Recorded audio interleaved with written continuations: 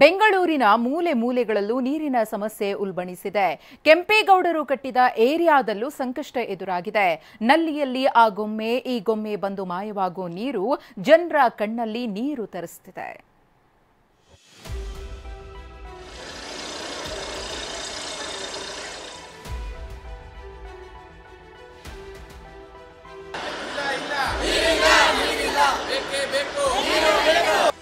ನೂರಾರು ಅಡಿ ಬೋರ್ವೆಲ್ ಕೊರೆಸಿದ್ರು ನೀರು ಸಿಕ್ತಿಲ್ಲ.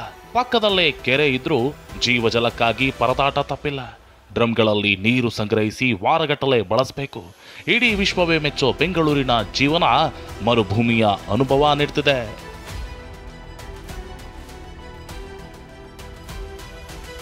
ಕೆಂಪೇಗೌಡರು ಕಟ್ಟಿದ ಏರಿಯಾದಲ್ಲೇ ನೀರಿಗೆ ಹಾಹಾಕಾರ. ಕೆಂಪಾಂಬುದಿ ಕೆರೆ ಮಡಿಲಲ್ಲೇ ಕಾಡ್ತಿದೆ ಜಲಸಂಕಷ್ಟ. ಕೆಂಪಾಂಬುದಿ ಕೆರೆ ಒಂದು ಕಾಲದಲ್ಲಿ ಹಳೆಯ ಬೆಂಗಳೂರಿನ ಜೀವನಾಡಿ. ಕೆಂಪೇಗೌಡರ ಕಾಲದ ಈ ಕೆರೆ ಜನರ ದಾಹ ನೀಗಿಸ್ತಿತ್ತು. ಆದ್ರೀಗ ಕೆಂಪಾಂಬುದಿ ಕೆರೆ ಮಗ್ಗಲಿನಲ್ಲೇ ಇರುವ ಚಾಮರಾಜಪೇಟೆಯ ನಂಜಾಂಬ ಅಗ್ರಹಾರದಲ್ಲಿ ಕುಡಿಯೋಕ್ಕೂ ನೀರು ಸಿಗದೆ ಜನ ವಿಲವಿಲ ಅಂತಿದ್ದಾರೆ. ಬೋರ್ವೆಲ್ಗಳು ಬತ್ತಿ ಹೋಗಿದ್ದು ಕಾವೇರಿ ನೀರು ವಾರಕ್ಕೆ 2 ದಿನ, ಅದು 1 ಗಂಟೆಯಷ್ಟೇ ಬರುತ್ತೆ. ಶುದ್ಧ ಕುಡಿಯುವ ನೀರಿನ ಘಟಕಗಳು ಕ್ಲೋಸ್ ಆಗಿದ್ದು ಜನ ಟ್ಯಾಂಕರ್ ನೀರನ್ನೇ ಅವಲಂಬಿಸಿದ್ದಾರೆ. ನಮಗಂತೂ ಇಲ್ಲ ಇದು ಇಲ್ಲ, ಟ್ಯಾಂಕ್ ಇಲ್ಲ, ಒನ್ ರೂಪಾಯಿ ಕಾಯಿನ್ ಹಾಕೋದು ಅದು ಇಲ್ಲ. ತುಂಬ ಸಮಸ್ಯೆ ಆಗುತ್ತೆ. ಅದ್ರಲ್ಲಿ ನೀರು ಬರಲ್ಲ, ಬೋರಲ್ಲೂ ಇಲ್ಲ, ಏನೂ ಇಲ್ಲ. ಬೇರೆ ಕಾರ್ಪೊರೇಷನ್ ವಾಟ್ರು ಅದು ಸರಿಯಾಗಿ ಬರಲ್ಲ. ನಮಗೆ ದುಡ್ಡು 1500 ಆಗುತ್ತೆ, 400-500 ಆ ಥರ ಆಗುತ್ತೆ. ಒಂದೊಂದು ಟ್ಯಾಂಕ್ ತರಿಸಿದ್ರೆ 1-2 ದಿವಸ ಬರುತ್ತೆ. ಮತ್ತೆ ನೀರಿನ ಸಮಸ್ಯೆ ಇದ್ದರೆ ಮತ್ತೆ ಎಲ್ಲ ಮನೆಗೆ ಹಂಗೆ. ಮಲ್ಲತಹಳ್ಳಿಯಲ್ಲೂ ಜನರ ಪಾಡು ಹೇಳ ತೀರದಾಗಿದೆ. ಕೆಂಗುಂಟೆ ಹಾಗೂ ಮಲ್ಲತಹಳ್ಳಿಯಲ್ಲಿ 100 ಅಡಿ ಕೊರೆಸಿದ್ರೂ ಬೋರ್ವೆಲ್ಗಳಲ್ಲಿ ನೀರು ಸಿಗ್ತಿಲ್ಲ. RO ಪ್ಲಾಂಟ್ಗಳು ಬಂದಾಗಿವೆ. 2-3 ಕಿಲೋಮೀಟರ್ ದೂರ ಹೋಗಿ 25 ಲೀಟರ್ ನೀರಿಗೆ 10 ರೂಪಾಯಿ ಕೊಟ್ಟು ತರ್ತಿದ್ದಾರೆ. ಡ್ರಮ್ಗಳಲ್ಲಿ ನೀರು ಸಂಗ್ರಹಿಸಿ ವಾರಗಟ್ಟಲೆ ಅದೇ ನೀರನ್ನ ಬಳಸ್ತಿದ್ದಾರೆ.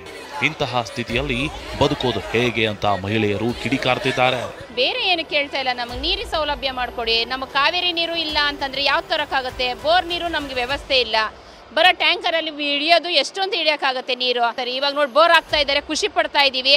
ಆದಷ್ಟು ಬೇಗ ನೀರು ಬೀಳಲಿ, ನಮಗೆಲ್ಲ ಸಂತೋಷ ಆಯ್ತಾ ಇದೆ. ಸ್ನಾನ ಬೇಕು, ಎಲ್ಲದಕ್ಕೂ ನೀರೇ ಮುಖ್ಯ ನಮಗೆ. ಇನ್ನು ಉರಿ ಬಿಸಿಲಿನಲ್ಲಿ ತಣ್ಣಗಾಗಲು ಜನರು ಕಬ್ಬನ್ ಪಾರ್ಕ್, ಲಾಲ್ಬಾಗ್ನ ಮೊರೆ ಹೋಗ್ತಿದ್ದಾರೆ. ವಿದ್ಯಾರ್ಥಿಗಳಿಗೆ ಬೇಸಿಗೆ ರಜೆ ಇರೋದ್ರಿಂದ ಲಾಲ್ಬಾಗ್, ಕಬ್ಬನ್ ಪಾರ್ಕ್, ಬಾಲಭವನಗಳತ್ತ ಮಕ್ಕಳನ್ನ ಕರೆತರುತ್ತಿದ್ದಾರೆ. ಬಾಲಭವನದಲ್ಲಿ ಮಕ್ಕಳು ಸಖತ್ ಎಂಜಾಯ್ ಮಾಡ್ತಿದ್ದಾರೆ. ಮನೆಯಲ್ಲಿದ್ದು ಬೋರ್ ಆಗುತ್ತೆ, ರಜಾ ಬೇರೆ ಬರ್ತಿದೆ, ಬೇಸಿಗೆ ರಜಾ ಇಲ್ಲಿ ಬಂದರೆ ಜಾಲಿಯಾಗಿರ್ಬೋದು.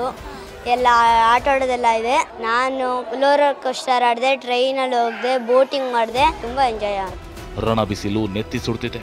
ನಗರದಲ್ಲಿ ನೀರಿನ ಸಮಸ್ಯೆ ಬೇರೆ ಕಾಡ್ತಿದೆ. ಮಕ್ಕಳ ಆರೋಗ್ಯದ ಬಗ್ಗೆ ಕಾಳಜಿ ವಹಿಸಿ.